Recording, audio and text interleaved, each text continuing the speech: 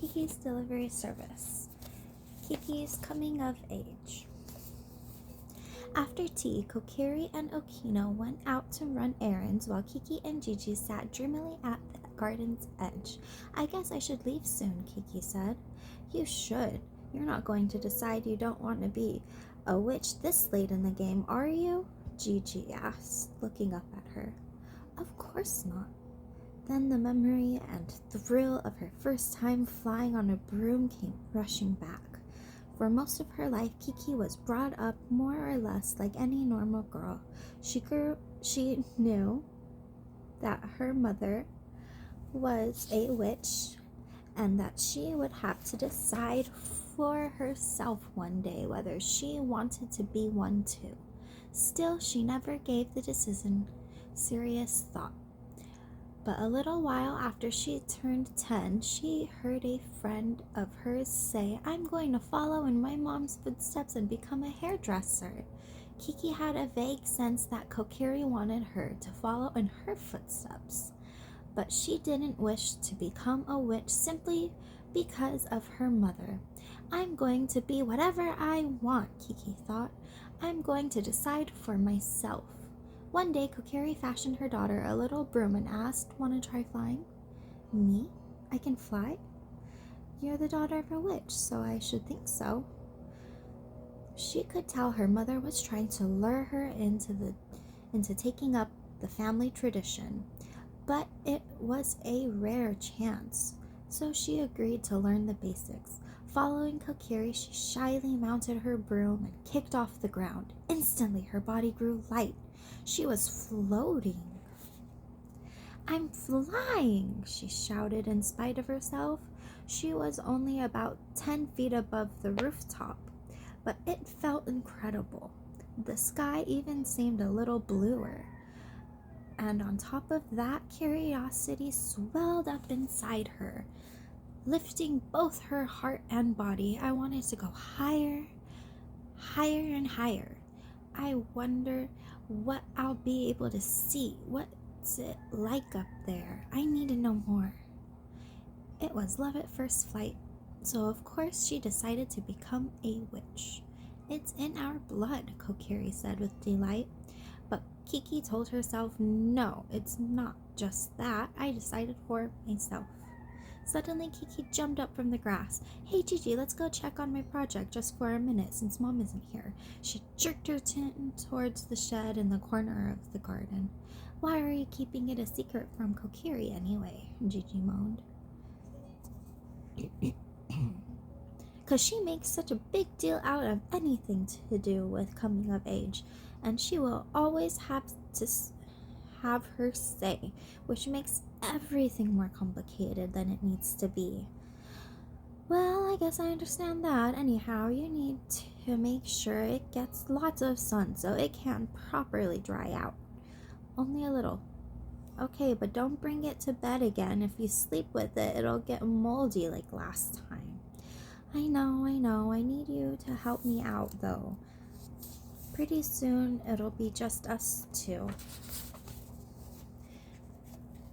As she spoke, she waded deftly through the waist-high herbs and angled her body into the space between the shed and the fence. Then she let out a happy yelp. Look! A long, thin broom hung from the eaves of the shed. It gleamed in the westering sun.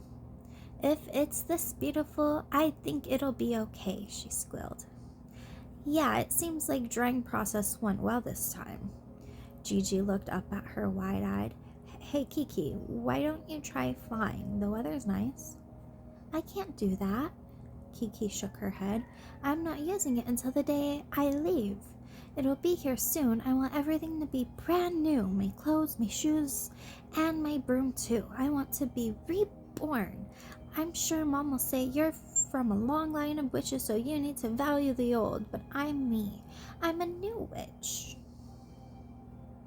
So how am I supposed to make myself new? Gigi pouted with his whiskers bristling.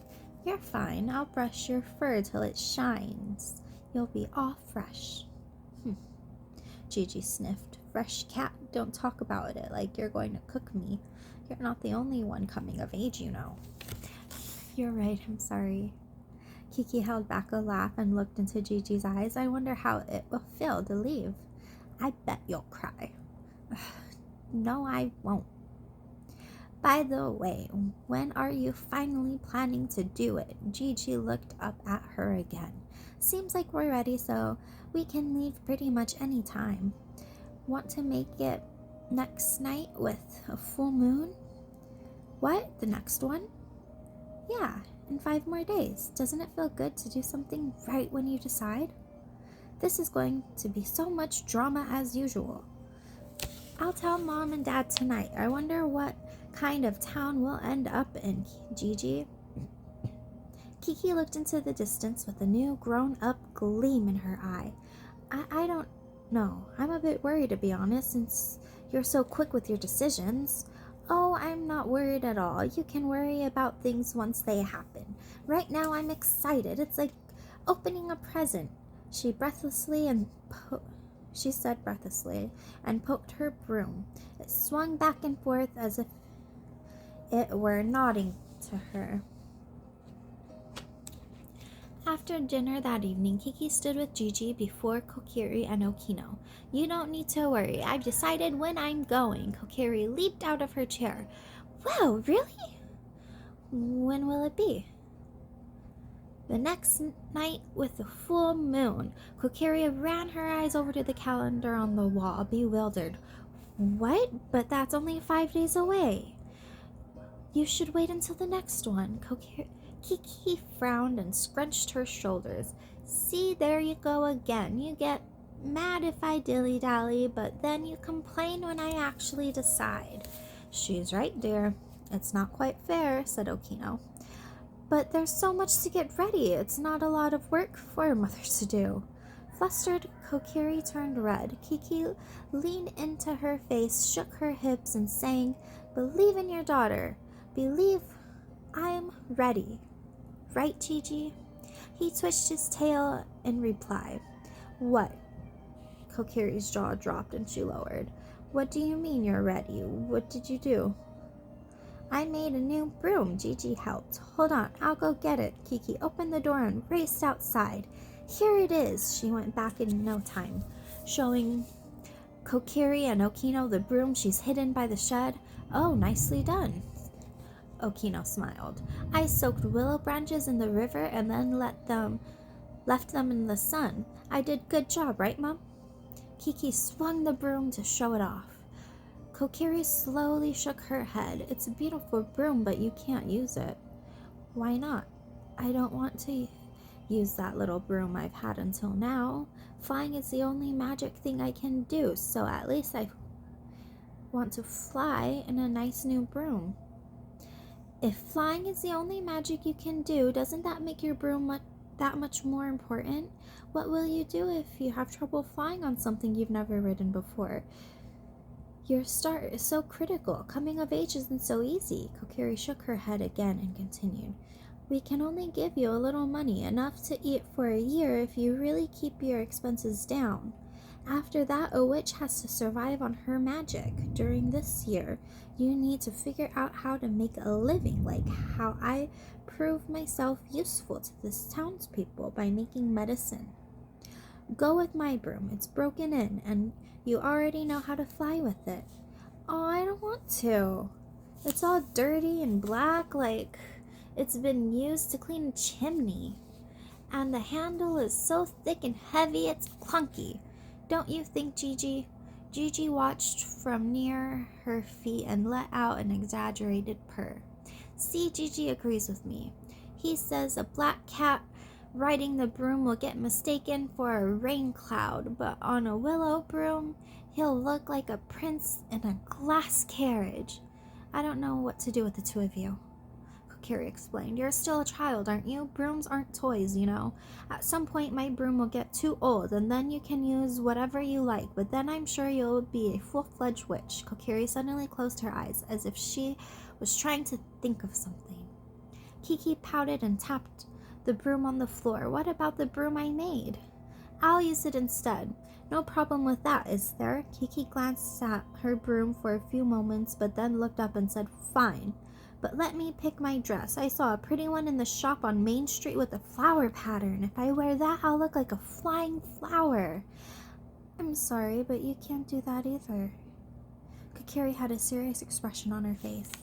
These days, witches don't have to wear a pointy hat and a long cape, but the color of our clothes has always been the blackest black. That can't be changed. That made Kiki sulk even more. It's so old-fashioned. A black witch with a black cat, black, black, black. Well, of course it's old-fashioned. We come from old witch blood. Besides, black never goes out of style. Leave it to me. I'll make one in a hurry. This old blood thing again. Kiki mumbled, pouting. Kiki, don't get too hung up on appearances. It's your heart that's important. Mom, I know that. I'll handle my heart. No one can see that, though. Kiki turned her resigned face to Okino. Dad, you'll give me the radio, won't you? I want to listen to music while I fly. I'd really like a red radio. All right, I got it. He nodded with a smile. Kokiri smiled, then abruptly turned to her daughter. Okay, that's enough for tonight. Good night, Kiki. And with her right hand, she used the hem of her apron to dab her eyes. Next one, Kiki lands in a big city. Oh, that was over 10 minutes.